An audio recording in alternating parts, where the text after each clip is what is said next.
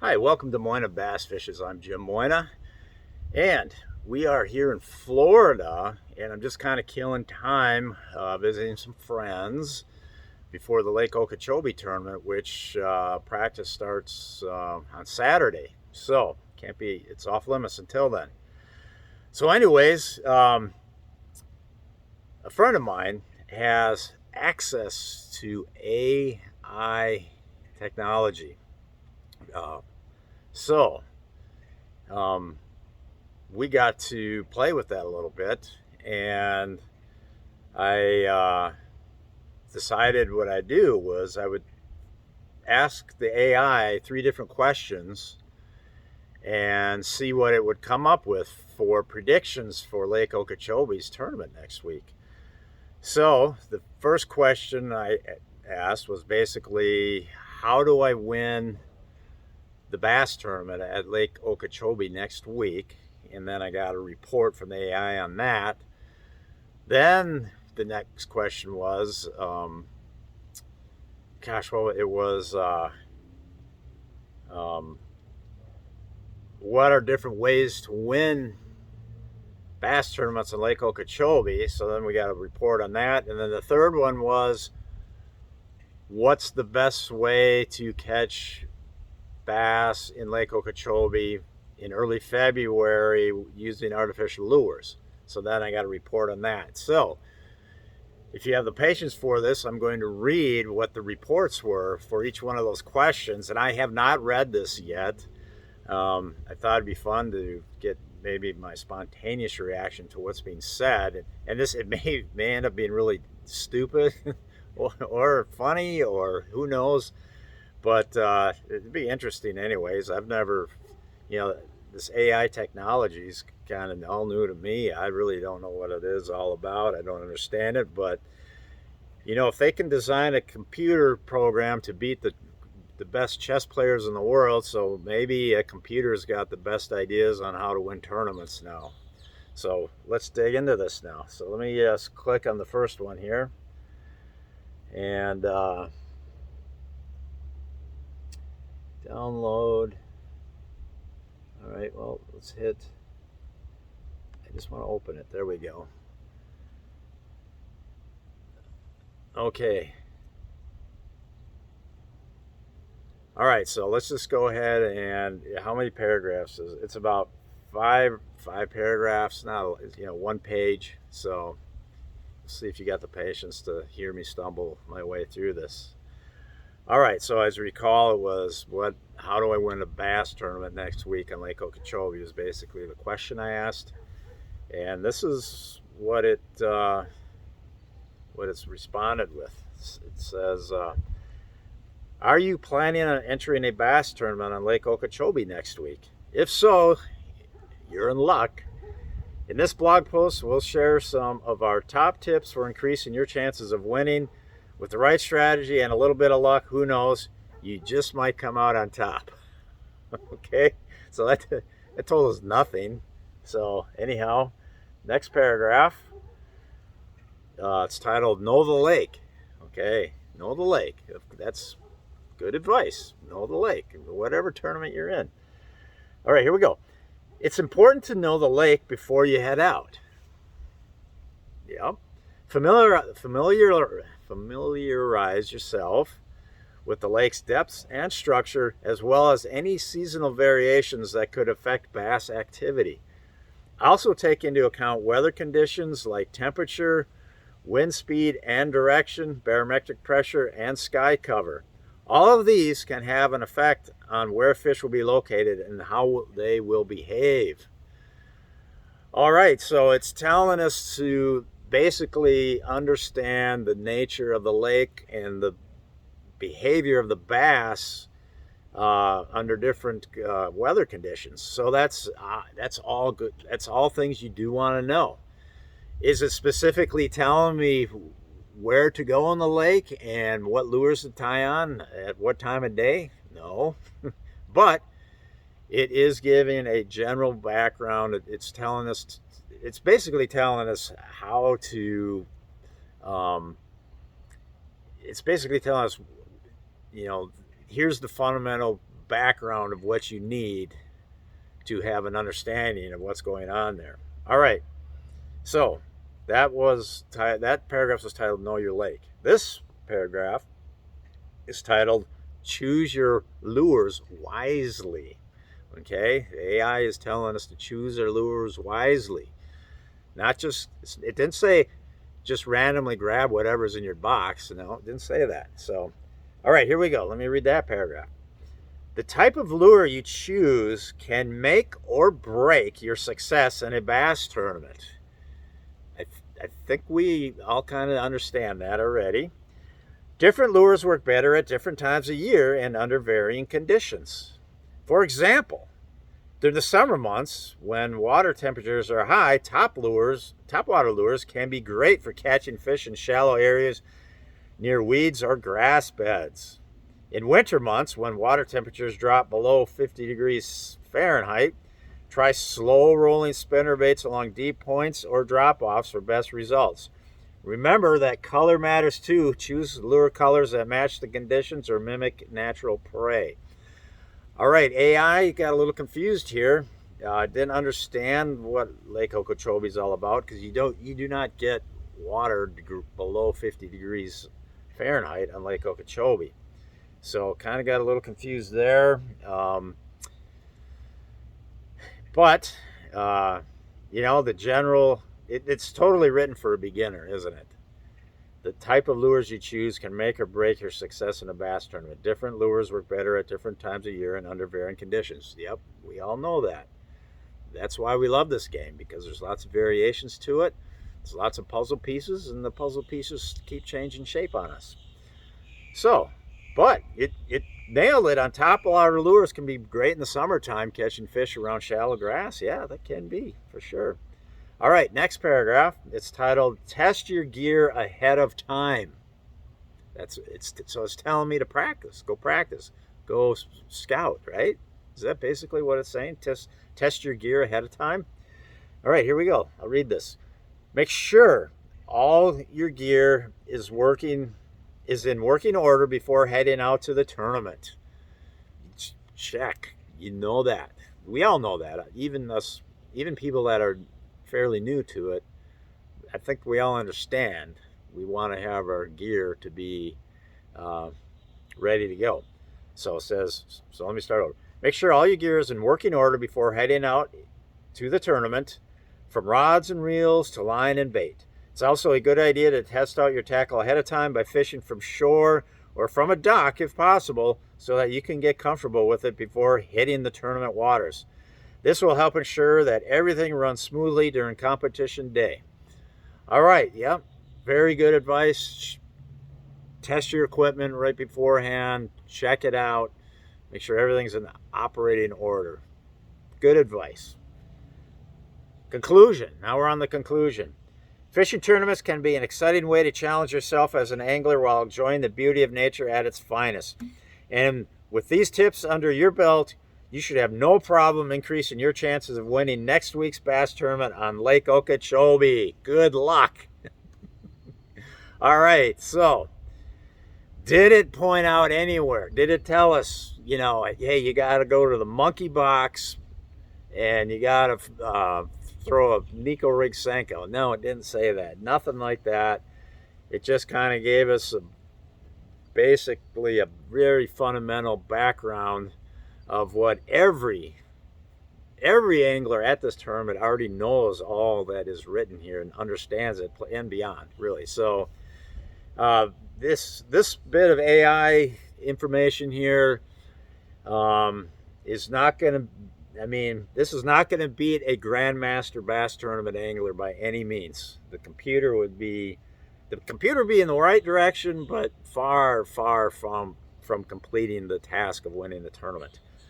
All right, so let's see what the next article will say.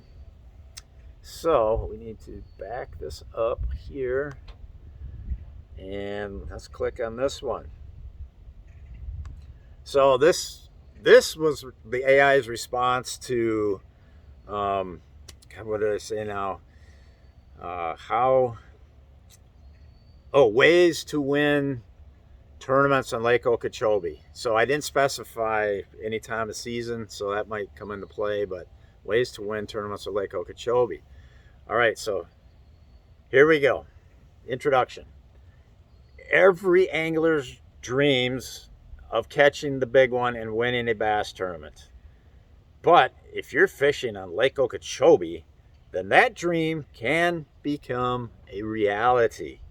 The waters of Lake Okeechobee are home to some of the biggest bass in Florida, and with the right techniques and strategies, anyone can have success fishing here. Let's take a look at some tips for winning a bass tournament on Lake Okeechobee. All right, so we're going to get some tips maybe from AI. All right, the title of the first paragraph, choose your fishing spot wisely. Yes, I think everybody will agree with that. All right, here we go. Lake Okeechobee is huge. It covers 730 square miles. That means there are plenty of different spots to choose from when you're fishing in a tournament, so it pays to be selective. You want to find areas where the water is deep enough that you can target large fish, but shallow enough that you can cast your line easily. That doesn't make sense, but shallow enough that you can cast your line easily. We can, whether it's 20 feet or 3 feet, we can cast our line easily, right? So that made no sense, AI. So yeah, it does hint that maybe targeting deeper water, you might have some larger fish. Yeah, sometimes, yeah, that can be the case. Look for points and humps with plenty of cover like lily pads or grass beds. This will give you the best chance at catching bigger bass during the tournament. Okay. Where? It doesn't say where. It says grass and points. Okay, and humps. That's humps. I don't really know of Lake Okeechobee being like a hump type of a lake. And the points, yeah, maybe little points in the grass and stuff. Yeah, that could come into play. All right, so next paragraph. Know what bait works best. Using the right bait is essential for any successful fishing trip, but it's especially important when competing in tournaments. There are lots of options available, such as jigs, soft plastic, spinnerbaits, and topwater lures. The key is to know what works best in different seasons and conditions. During springtime, for example, plastic worms are often preferred because they closely resemble crawfish, a favorite food source of many species of fish in Lake Okeechobee. Don't be afraid to experiment with different styles and colors until you find something that works for you. It could make all the difference between first place and last place in your next tournament. All right. Jigs, soft plastic, spinnerbaits, topwater lures. Know which one is better under different seasons and different conditions. All right. Plastic worms resembling a crawfish. Let's do it. I'll get my billy rub baits, worms. I'll get them where I can easily access them in the boat. Next, utilize technology. Okay, that's what we're doing now. AI's basically saying, support my friends. Gone are the days when fishermen had to rely solely on their own knowledge and intuition. Did you hear that, Randy Blockett? Gone are the days where fishermen had to rely solely on their own knowledge and intuition.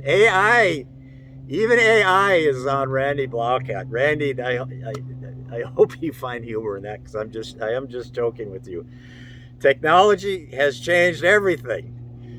Nowadays, anglers have access to detailed maps of bodies of water like Lake Okeechobee, which show depth, currents, and structure types, all things which play an important role in finding big bass during tournaments. Utilizing technology can help anglers save time by quickly locating potential hotspots without having to spend hours exploring every inch of shoreline or trolling around aimlessly looking for fish. With this information at their fingertips, they can narrow down their search much more quickly. So, AI is telling you fishermen to embrace the technology. Gone are the days where you have to solely rely on intuition. So, I guess it says it says solely. So, it's not saying to do away with it. But it's also saying to, hey, let's embrace some of this technology. Let's not forget the intuition part. So, but embrace the technology. Conclusion. All right, here's the conclusion. We're already to the conclusion. Fishing tournaments on Lake Okeechobee offer anglers a great opportunity to test their skills against other competitors while pursuing some truly massive bass. There are some massive bass there, and I hope to catch one. With careful planning and preparation before each tournament, yes, careful planning and preparation, we all know that's very important, including AI, such as choosing your spot wisely, knowing what baits works best, and utilizing technology, anyone can increase their chances of success out on the lake. Whether you're an experienced fisherman or just getting started out there, following these tips should put you well on your way towards becoming champion at your next tournament at Lake Okeechobee. It is really funny how this takes a debt. I mean, Randy Blaukatz's his YouTube page is titled Intuitive Angling with Randy Blaukat, and which I am a fan. I watch his page a lot, and so I know how he feels like towards forward-facing sonar, for example. He's kind of negative towards it, and this here AI report, which is born of technology. This is born of technology. That's all this is. And here it is saying that technology is a good thing and you need to embrace it. So it's kind of funny that it's just funny to me, because I know Randy's on the Bridgeford Food Fishing team, and he's I look up to the man. But I also, at the same time, I know his feelings about the forward-facing sonar, for example, and this is saying, it didn't mention forward-facing sonar in particular, but it's saying to embrace technology and all the benefits that you can gain from it to direct you in your fishing. So, anyways, there's one more now. Okay, that was number 2. Now let's go to the third one. Now on this one, I asked the AI computer. I asked it, what was it? How do I win? Or no, what is the best way to catch bass in early February on Lake Okeechobee using artificial lures? And I specifically said artificial lures because anybody that knows about Florida fishing this time of year for largemouth, the wild shiner cannot be defeated with artificials. So we had to get that out of there, out of the realm of possibilities for AI. All right, here we go. Introduction. Lake Okeechobee is a great place to catch bass, especially in early February. Yes, that's when we'll be there. With the right technique and the right lures, you can easily catch yourself some delicious bass.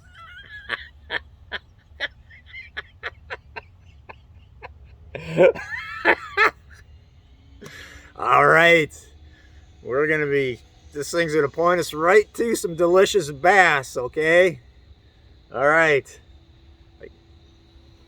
Yum. I hope there's a recipe tossed in on the end here. But what is the best method for catching bass on Lake Okeechobee in early February? In this blog post, we'll discuss the most effective methods for catching bass using artificial lures. All right, next paragraph. Title, choose your lure type carefully. That seems to be a recurring theme. When selecting artificial lures, choose ones that imitate the type of bait fish that are present on Lake Okeechobee during early February. As a general rule of thumb, try to pick lure types that have a medium-sized profile. Not too big, not too small. Popular lure types include crankbaits, jerk baits, swim baits, and topwater baits like buzz baits or frogs. All right, so Nowhere does it say anything about punching mats, does it? That's when you winter fishing on Lake Okeechobee, punching mats has got you better have a mat puncher tied up, or two of them, two rods for that. Didn't say that. Crankbaits, jerkbaits, swim baits, and topwater baits.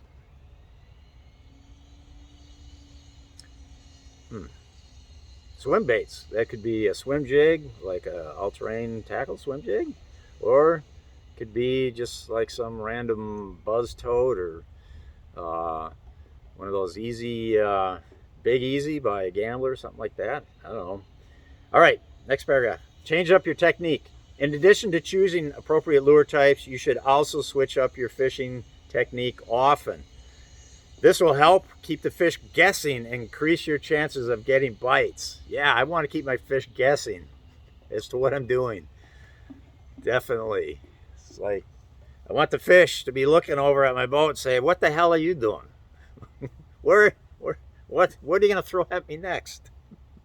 Yes, keep those fish guessing. All right. Try varying your retrieve speed or depth, as well as switching between different casting angles. You can also experiment with different colors of soft plastic worms or jigs to see what works best for catching bass on Lake Okeechobee in early February. Black blue on your jig,